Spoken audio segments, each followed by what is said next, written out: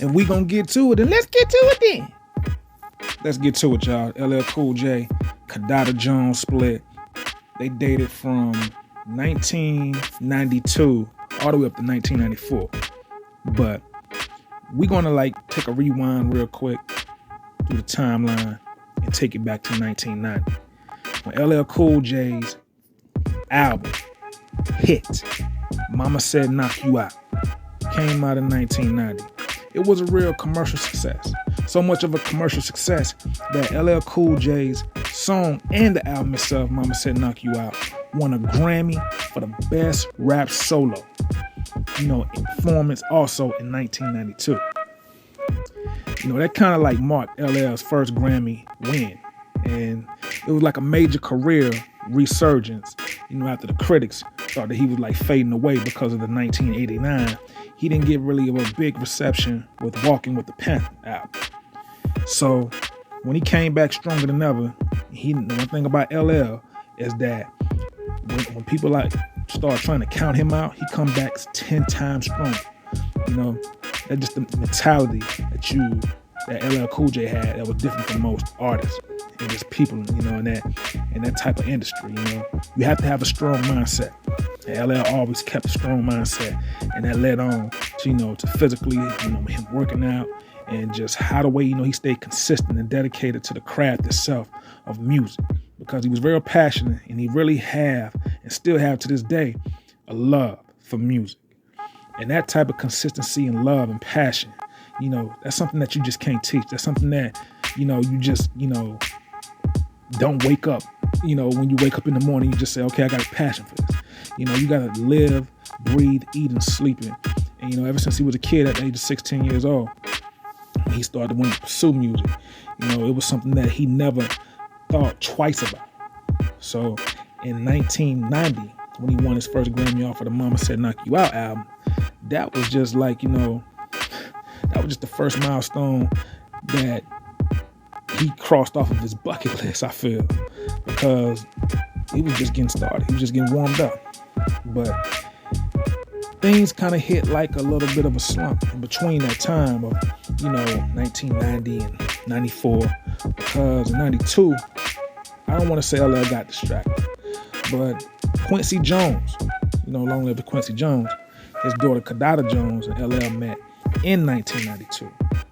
And they hit it off strong, you know what I'm saying? When you first meet a woman that's, that you see that she's beautiful on the outside, but what LL saw is that this woman is somebody that, easy well with the conversation, and, sometimes things can go so fast.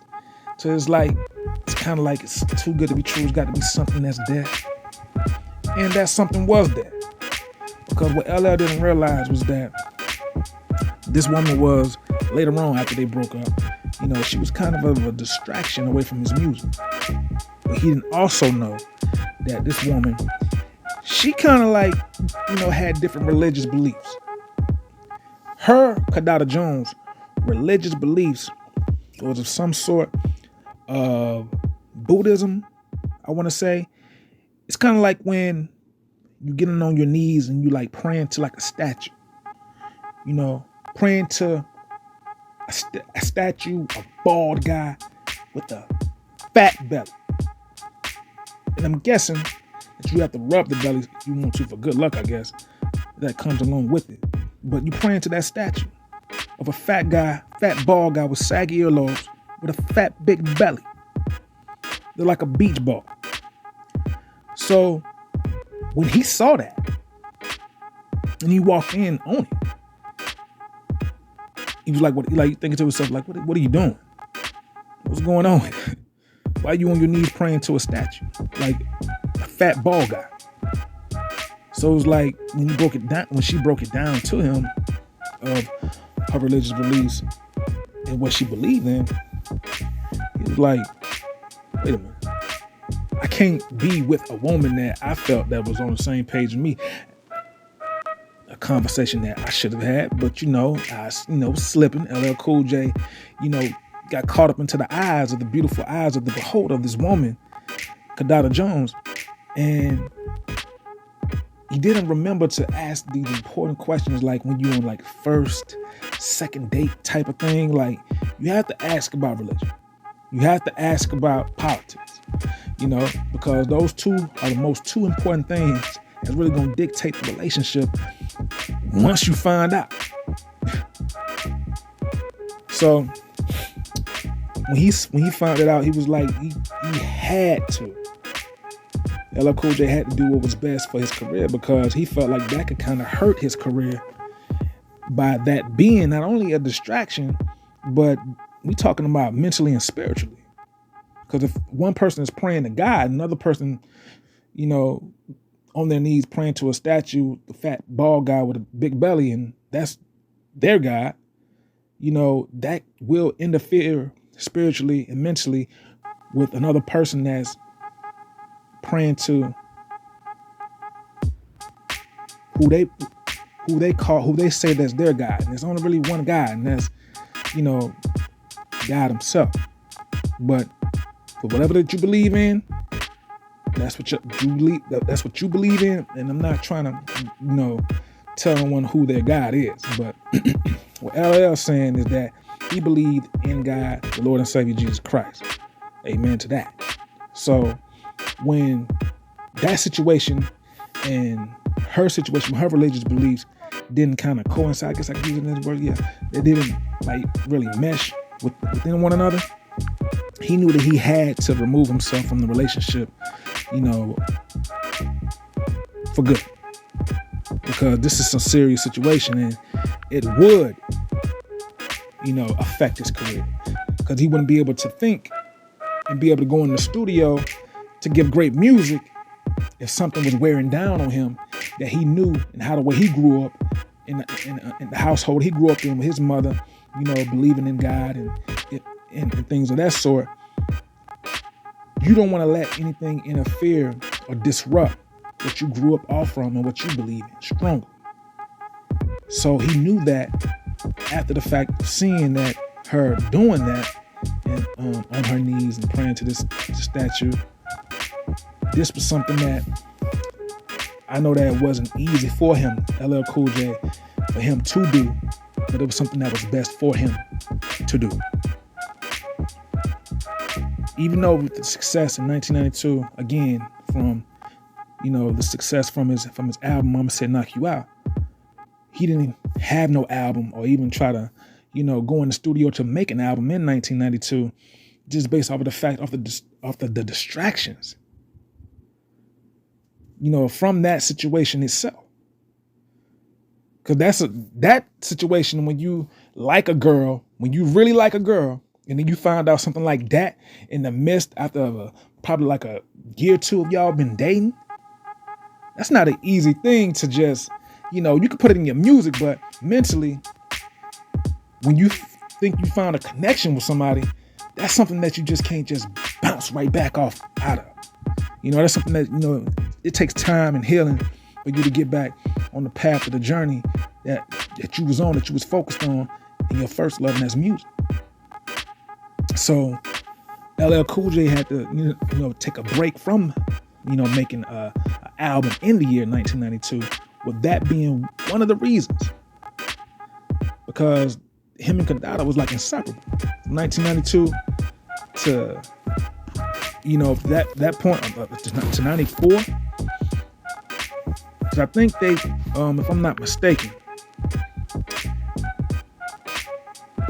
him finding that out was in 94. But in 1992, he didn't make no album because he was dating Kandada.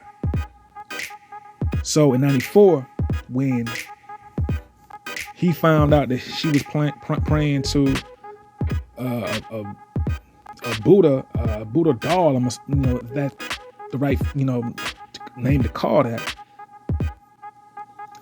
When he saw that, that's when they broke it off. That's when he broke it off with her in 94. So after that, LL,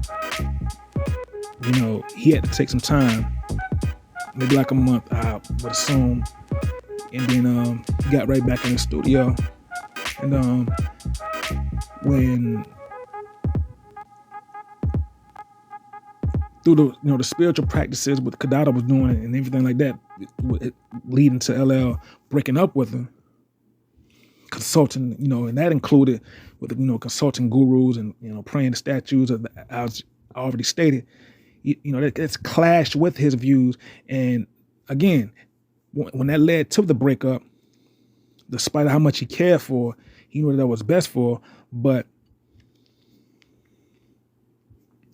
while LL Cool J was briefly separated from, the woman that he did marry, he remarried, because Simone was his first love. Kadada was in between. She was in between of Simone and LL's breakup, because LL and Simone, they was like, dating when he was like in the teenagers. He was 16. So Simone Smith, which I feel that's a great woman, beautiful, great black woman. There was somebody that he was like dated in his teenage years. That was his first love. And then Kadada came in. I don't want to say it's a rebound, but she came in and through the split of him and Simone Smith. And he later remarried Simone in 95. And that was like during the same time, Kadada, was romantically involved with Tupac Shakur. Long live the Tupac. The greatest, man, one of the greatest. But yeah, that situation right there really taught LL a lesson upon, making sure that you really know somebody if you really want to get to know them. And ask the right questions and beforehand, so you won't find nothing out surprisingly later. But in the midst, stay with who you know that truly loves you and that you know that you truly love. And that was Simone Smith, and they are still together and still married to this day. So shout out to LL Cool J and Simone. But that's it, y'all. I just wanted to break that down with the whole, reason behind Kadada Jones and LL Cool J split. And this is Sensei's Reality. Make sure y'all subscribe to the channel and like the video. And I'll let y'all later, man. One love. Peace.